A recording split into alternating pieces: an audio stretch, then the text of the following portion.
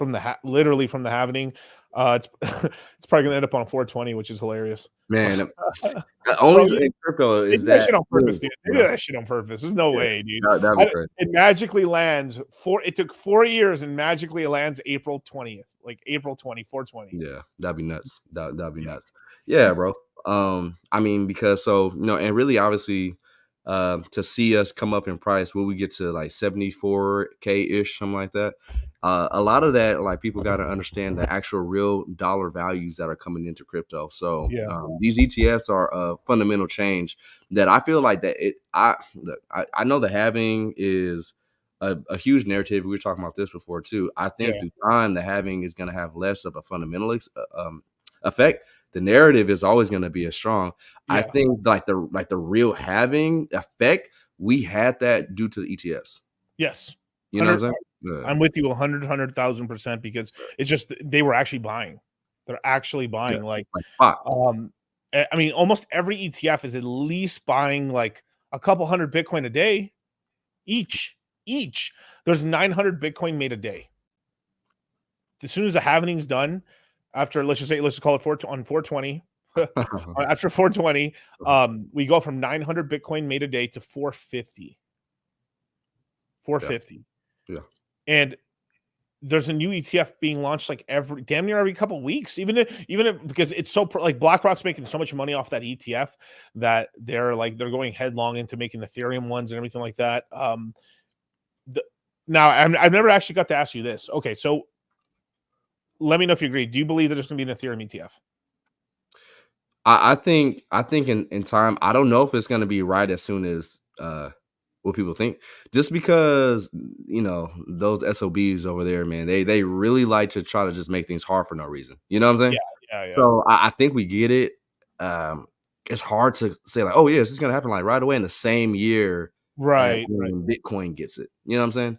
But in terms of like likability, overall, yeah. You think it's gonna like so okay, so I'm with you on there. Like I think it's gonna happen this year, but very late in the year.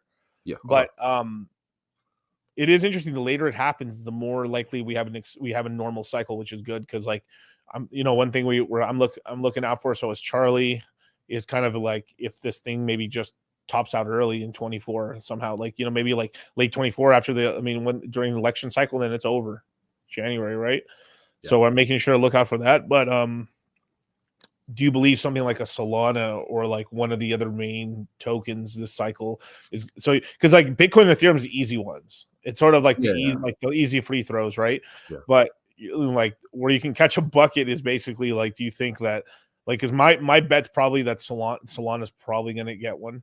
I would imagine, but like it has to take some like a 2025 sort of pace, maybe longer. Yeah, like 2025. And because it's kind of hard, and then you gotta start thinking like, okay, would they want to even launch an ETF or any of these other coins in a bear market? So like, is even 2026 on the table? And like, you know what I'm saying? So I say, hey, maybe it's gonna be either like 2025.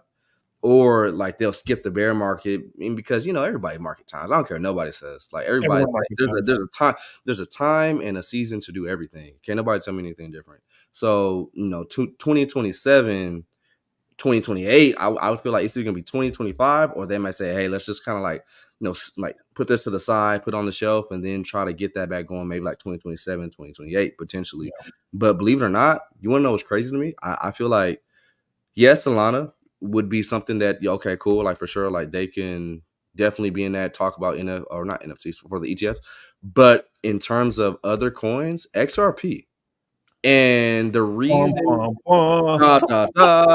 but because you gotta understand, there's certain people in the XRP they know some people, right? Yeah, they do. Yeah, there's just a lot of people that just hold that joint as if it's Bitcoin. Like when it comes to like people in crypto that are like serious about what they hold. Obviously, you got the Bitcoin dudes, you got the Ethereum folks that are extra nerdy and smart. But like people who hold XRP are still like, nah, they don't see nothing else.